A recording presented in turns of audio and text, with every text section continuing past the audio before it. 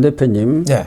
앞서 잠깐 언급을 했지만 지금 최대의 논란을 빚고 있고 네.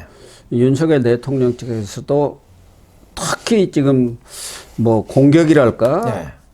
의문을 제기하고 있는 것이 네. 홍장원 전 네. 국정원 1차장의 증언 네. 그리고 홍장원 국정원 1차장이 민주당 박선원 의원을 통해서 공개한 그 메모의 네. 진위 여부 네. 이런 것 아니겠습니까? 네. 지금 여인영 예. 전 방첩 사령관이죠. 예. 홍장원 전 1차장이 윤석열 대통령과 통화를 하고 그 다음에 통화를 했다는 사람이 여인영 아닙니까? 네. 그리고 여인영도 홍장원과 통화한 것은 인정을 하고 있는데 그쪽에서는 지난 4일 홍장원 1차장이 탄핵 심판 변론에 나와서 했던 내용에 대해서 반박하는 진상 규명을 위한 보고서라는 것을 내놨는데 사실은 여인영 측에서는 홍장원의 그런 헌재에서 변론에 대해서 반박할 기회를 갖지를 못했다.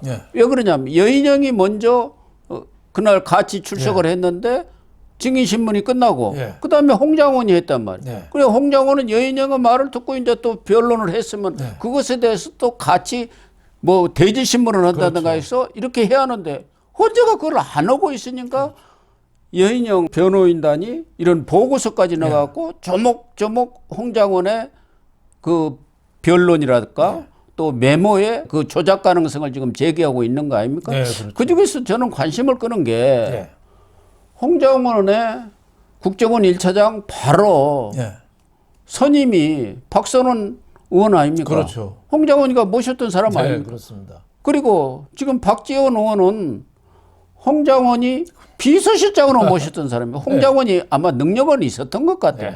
예전에 이병기, 이방호 두 국정원장도 또 비서실장을 했고 육사에서 대위를 하다가 이제 국정원에 들어갔는데 그 전에도 그 유명한 707 특임단장의 중대장까지 할 정도로 초엘리트 뭐 이렇게 육사 출신으로 그렇게 인정을 받았던 모양이에요. 그래서 머리가 비상한 사람 같아서 과연 홍장원의 배후에 박선원이나 박지원 같은 사람들이 뭔가 짜고 윤석열 탄핵이랄까 그 위에 이런 내란죄 몰아가는데 결정적인 역할을 한 게 아닌가 그런 느낌들이 지금 이 보고서에도 나와 있잖아요. 지금 뭐 그럴 개연성은 충분하죠. 헌법재판소에서 여인영 방첩사령관하고 홍장원을 대질신문했으면 궁금증이 많이 풀렸을 텐데 그걸 기회를 안 줬어요. 그러니까 홍장원 얘기하고 그냥 끝난 거예요. 근데 지금 그 머리가 나쁘면은 배신을 못 하거든요. 되게 사고 치는 놈이 머리 좋은 놈들입니다. 그런 머리가 좀 팍팍 돌아가죠. 그러니까 순식간에 메모지도 만들고 뭐 하는데 메모했다는데 원본이 없어요. 그리고 또 글씨가 좀 이상한데 그걸 또 왼손으로 썼대요. 왼손으로 쓰면 필체 추적이 안 되거든요. 그리고 어떻게 원본을 또 버리나요? 그 중요한 거를. 그리고 다시 뭐 썼다는데 뭐 홍장원은 그 국정원장 그 관사 앞에 공터에서 자기가 흘렸었다 뭐 그러는데 또 박선원 의원이 얘기가 다르잖아요. 그 홍장원이가 옆에서 전화 통화를 하는데 상대방 전화 소리가 하도 커서 그 보좌관이 메모를 했다. 이 말을 어떻게 믿어요? 그러면은 저 박선원 의원이 자기 데리고 있던 홍장원 그리고 박지원도 국정원장으로 데리고 있었으니까 이 셋이 짰구나. 짜서 윤 대통령을 내란으로 몰고 가기 위해서 체포 명단 거기에 이재명도 체포하고 한동훈도 체포하고 다 썼잖아요. 그것 때문에 국민들이 격앙됐고 그때 국민의힘이 탄핵 찬성한 가장 큰 원인 중에 하나가 됐거든요. 특히 12월 6일 날 정보위에서 이 홍장원이가 그 정보위 가가지고 거기서부터 터뜨리기 시작하면서 그 다음부터 나온 게 바로 탄핵 그리고 내란죄 이런 기사들이 계속적으로 나오면서 정치인 체포설이 언론에 등장을 한 거 아닙니까? 그렇죠. 박근혜 탄핵 때 JTBC의 태블릿 PC하고 똑같아요. 그거보다 이게 영향력이 더 컸어요. 국정원 차장이면은 그래도 공무원인데. 더군다나 국정원 넘버 투맨 그렇죠. 아니고. 신뢰성이 있는 거 아니냐. 근데 그렇죠. 이 사람 행동을 가만 추적해 보면은 12월 그 4일 날 뭐 이날도 그랬잖아요. 예, 대통령이 방첩사와 협력해서 한동훈 체포하라고 지시했다. 12월 4일 날 개헌 그렇게 했죠. 비상계엄 다음 날 그랬거든요. 근데 그 며칠 후에 뭐라고 그랬냐면은 예, 대통령이 이번에 그 헌법재판소 법정에 가서 뭐라고 그랬냐면 대통령이 말한 게 목적어가 없어서 누구를 잡아들여야 한다는 지시사항은 없었다. 특정할 수가 없다. 이렇게 말을 바꿨어요. 이 사람 말을 어떻게 믿죠? 윤석열 대통령도 그래서 이게 탄핵 공작이다, 정치 공작이다 이렇게 그렇죠. 주장을 하고 있는 거 아닙니까? 네. 그래서 지금은 홍장원의 메모가 오히려 이 탄핵 헌법재판소 판단에 더 발목이 되는 것 수도 있고 정형식 헌법재판관이 그 홍장원한테 얘기했잖아요. 아, 체포 부문을 보면은 검거라고 쓰였는데 무슨 의미냐? 니네 국정원이 검거할 수 없지 않냐? 수사 기능이 없잖아요. 권한도 없고 인원도 없죠. 예, 인원도 없는데 너 이상하다. 뭐 이런 식으로 어떻게 보면 추가 질문하고 신뢰나듯이 얘기했는데 홍장원이가 이 국정원에서 블랙 요원 출신이거든요. 이 간첩 대표적인 블랙 요원이죠. 그렇죠. 공작하는. 그렇죠. 그러니까 이것도 윤 대통령을 내란죄로 엮기 위해서 제가 보기엔 공작한 거 아닌가. 그러니까 예수 팔아넘긴 가롯 유다 역할을 홍장원이가 했다는 의심을 지금 가질 수밖에 없죠. 증거는 뭐 없을 뿐인데 말한 게 자꾸 왔다 갔다 하고 한 게 박선원 만나 왜 야당 의원을 만나요? 그러니까요. 예, 야당 의원 왜 만나요? 짜고 바뀌었잖아요. 그러니까 이 정황으로 볼 때는 홍장원이가 가롯 유다다. 저는 이런 생각이 듭니다. 그러니까 홍장원이가 그 비상계엄 이후 네. 조태용 국정원장한테 이재명하고 통화도 하고 한번 만나보시죠. 네. 뭐 이렇게 얘기했다가 네. 해임된 거 아닙니까? 그렇죠. 왜 정치에 개입하냐. 그렇죠. 저 의심스럽네. 네. 그러니까 말을 갈아탄 거 아니냐. 네. 이재명 쪽으로 딱 말을 그렇죠. 갈아탄 거죠. 그쪽에는 벌써 박지원이 있어요. 네. 자기가 비서실장으로 그렇죠. 이렇게 원장으로 모셨던 분이죠. 박서른이 바로 자기 직속 상관 아니었습니까? 그러면은 말을 갈아타면은 경우에 따라서 정권이 바뀌면 국정원장 못 하라는 법이 어디가 있습니까? 그렇죠. 본인은 본인은 딱 말을 갈아탄 거 아닌가 이렇게 의심을 갖는 게 합리적인 거 아닙니까? 그렇죠. 뭐 지금은 그게 합리적인 의심을 살 수밖에 없죠.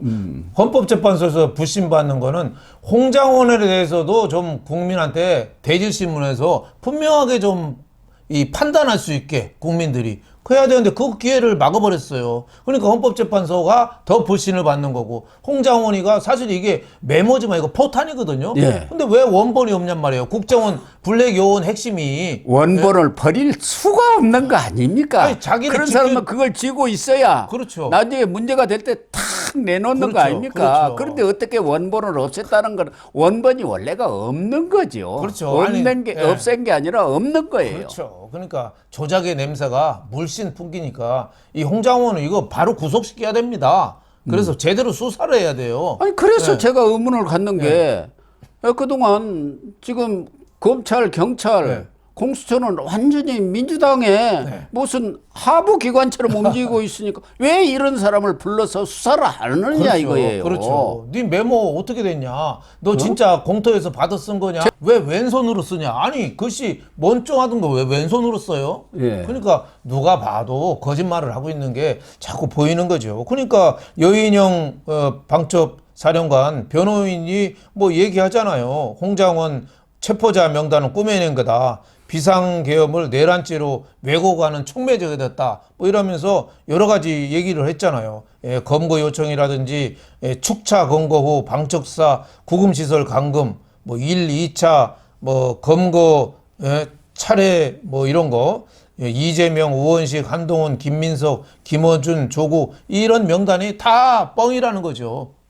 그래서 지금 문영배 소장 권한대행은 양측 때 공정하게 90분을 줬다고 하는데 국회에서는 홍장원한테 물어볼 게 없지 않습니까? 자기 편이니까. 그렇죠. 그러면은 윤석열 측에서는 이런 사람에 대해서 10시간이 아니라 20시간이라도 그렇죠. 캐고 물어야죠. 그래서 그렇게 시간을 할애해야 하는데 기계적인 균형을 주고 우리 또 공정하게 했습니다. 이게 공정이냐 이거죠. 그건 공정이 아니죠. 공정의 탈을 쓴 거죠. 예. 공정의 탈을 쓴 불공정 편파 심리를 하고 있는 거죠. 그런 점에 대해서 많은 국민들이 분노를 하니까 대구 그 광장 동대구역으로 몰려든 것 아닙니까? 그렇습니다. 예. 예. 그런 것에 대해서 할 말이 없으니까 진보 측에서도 돌아가는 거 보니까 우리가 알고 있던 거 그동안 뭐 언론 보도라든가 그 많이 내용이 다르네 하니까 사람들이 안 나오는 거예요. 그렇죠. 이재명이가 개딸들한테까지도 지금 나와주세요 하고 총동원령 내렸는데 국회의원만 이 눈도장 찍어야 하니까 18명 나왔더라는 거 아닙니까? 광화문 집회에. 일반 사람들은 뭐 몇천 명 나오고. 왜 그러겠습니까? 진보 측에서도 보니까 그건 아닌 것 같네. 이렇게 생각한 거 아닙니까? 그렇죠. 누가 봐도 홍장원 메모는 지금 이 헌법재판소 판결의 결정적인 키인데 이거를 왜 안 하는지 모르겠어요. 대충 처삼촌 벌초하듯이 그냥 술렁술렁 넘어가고 끝내버렸잖아요. 탄핵안이 가결된 것도 홍장원은 메모, 홍장원은 발언 아닙니까? 싹 잡아들여. 거기에 어마어마한 사람들 이름을 쫙 읊어댄 거 아닙니까? 그러면서 그것도 14명인가 16명인가 잘 모르겠습니다. 이게 말이 되는 대통령이 직접 지시한 건데. 명단도 애매하니까 왜 그러냐 물어보니까 전화하면서 미친놈이라 그걸 아예 안 썼다 뭐 이렇게 핑계를 대는 거예요. 그러니까 국민들의 이 비상계엄에 대한 분노에 올라타가지고 사고 크게 친 겁니다. 사고 큰 거 친 건데 여기에 대한 아직 뭐 제대로 된 수사가 없으니까 저도 뭐 저희들도 확실하게 얘기는 뭐 이게 확신할 수 있는 것은 추정만 없죠. 하고 추정이죠. 의심만 하고 하는데 여기에 대한 궁금증을 풀어주지 않으면은 헌법재판소에서 무슨 판결을 나더라도 계속 어떻게 보면은 뇌관이 될 겁니다. 뇌관이 될 거예요. 어떻게 보면은 윤석열 대통령이 헌법재판소 불복 선언을 할 수도 있어요. 나 억울하게 구속됐는데 이게 헌법재판소도 이렇게 일방적으로 하는데 이거 정말 억울하다. 그렇기 때문에 앞서도 뭐 여러 차례 얘기를 했지만 홍장원에 대해서는 다시 한번 또 불러가지고 국회 측한테 시간을 줄 게 아니라 윤석열 대통령 측한테 시간을 줘서 충분히 검증을 하도록 하고 거기에 대한 것은 언론에도 다 보도가 되지 않습니까? 그러면 국민들이 판단을 하거든. 홍장원 얘기가 맞네. 아니면 홍장원이가 거짓말을 해. 국민들이 판단을 하고 그런 것 아니겠습니까? 그렇습니다. 본인이 국정원 1차장으로 있었다면 모르는데 잘렸단 말이에요. 그러면 자기 살 국리를 할 것 아닙니까? 그렇죠. 뭐 앙심을 갖고 했든지 자기의 뭘 자리를 노리고 했든지 홍장원이가 행동이 의심스러운 게 사실이죠. 여기에 대해서 좀 확실하게 헌법재판소에서 심리를 좀 해야 되는데 그걸 안 하니까 헌법재판소에서 결론을 벌써 내놓고 막 몰아가는 거 아니냐. 기차 시간표는 3호 중순으로 해놓고 지금 막 몰아치는 거 아니냐. 그러니까 헌법재판소에서 재판할 때도 봐요. 이미선, 그 문영배니, 뭐 정계선이니 뭐 이런 사람 말 안 하잖아 한마디도. 홍장원에 대한 여러 가지 의문점들은 헌재가 앞으로 명확히 규명해서 판단을 해야지 무슨 근거로 판단을 할 수 있을지 그것을 검찰이라든가 경찰이나 공수처의 그런 수사 결과를 토대로 판단을 한다고 한다면은 그것은 형사소송법 지금까지 원칙에도 어긋나는 거 아닙니까? 그런 수사 기록은 당사자가 거부하면은 그게 증거 채택이 안 된단 말이에요. 그렇죠. 그걸 근거로 해서 판단을 하게 된다면은 오류를 범할 수밖에 없다는 것을 지적해 둡니다. 네.